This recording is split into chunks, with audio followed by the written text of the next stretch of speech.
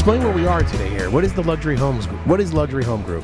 Luxury Homes Group is a group real estate investors specializing in luxury homes specifically.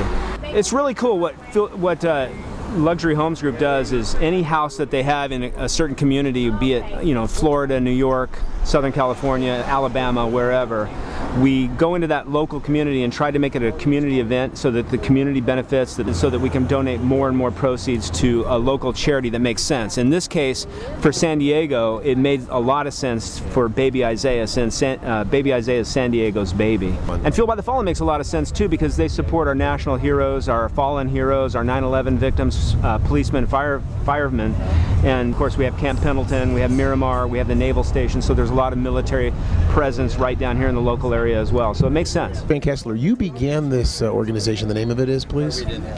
Passion for Kids. And how long have you been the founding father of it? I founded it in 1985 or 86 while I lived in Texas. The charitable cause that we are talking about really comes from my childhood.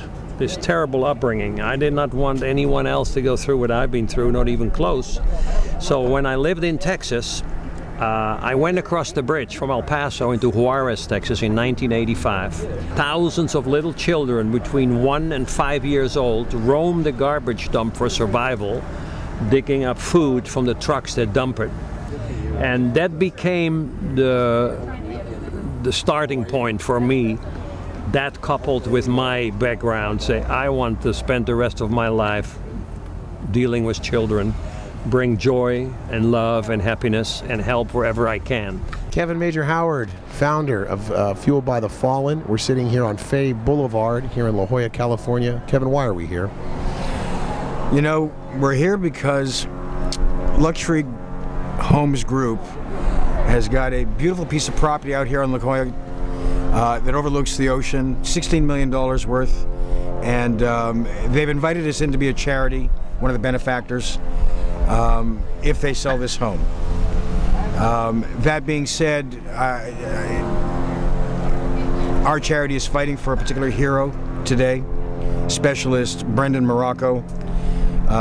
He is the first quad amputee of the Iraq conflict, and he's got an amazing brother, Michael, who has really stopped his own life to be the caregiver to his brother Brendan. Beautiful guys, big hearts, tremendous people, and so that's what our involvement here is today. And there's also another hero that we should speak of.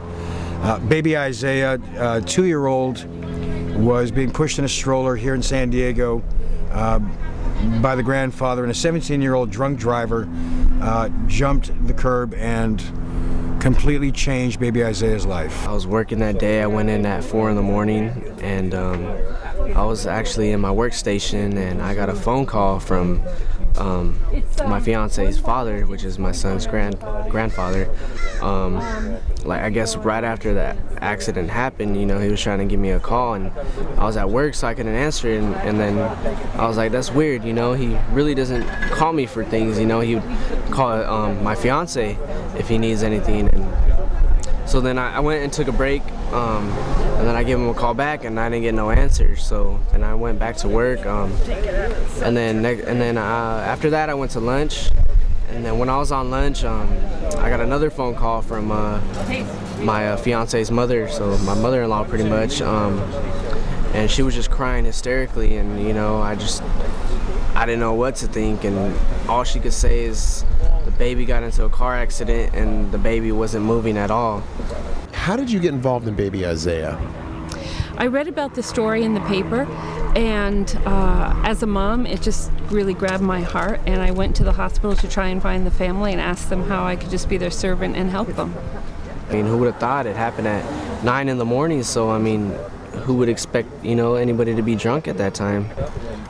So when you were at the hospital and you heard that a woman, Linda from Passion for Kids, a lady in the lobby wanted to talk to you, what was your reaction when she said, I want to be your servant, I want to help you? I mean, that was pretty much our first calling right there of the community outreach, and you know, it really touched my heart. I mean, here I am in the hospital feeling hopeless and feeling like we're not going to be able to accomplish anything. And then she comes at me with these positive words and saying that she wants to help and she's helped kids before, and you know, the story really touched her and touched her heart, and for her to be able to come forth and do that, I mean, it was just, you know, it was just like an answer from God. He's starting to get a lot more feelings. He's starting to get more movement in his body. You know, he's trying to pick himself up now. His muscles are getting stronger. You know, he's making so much progress, but yet he has a long way to go. He has so much more that he needs to work on, so much more that he has to do, and you know, it's just only going to take time. But I mean, ever since the doctor started working with him, he's made so much progress, and just being at home, he's so much more happier. So we are blessed to be in this opportunity with Passion for Kids and Fueled by the Fallen, the two charities out here in La Jolla. We are blessed, should this house sell, that we can make a difference in some heroes' lives, true differences.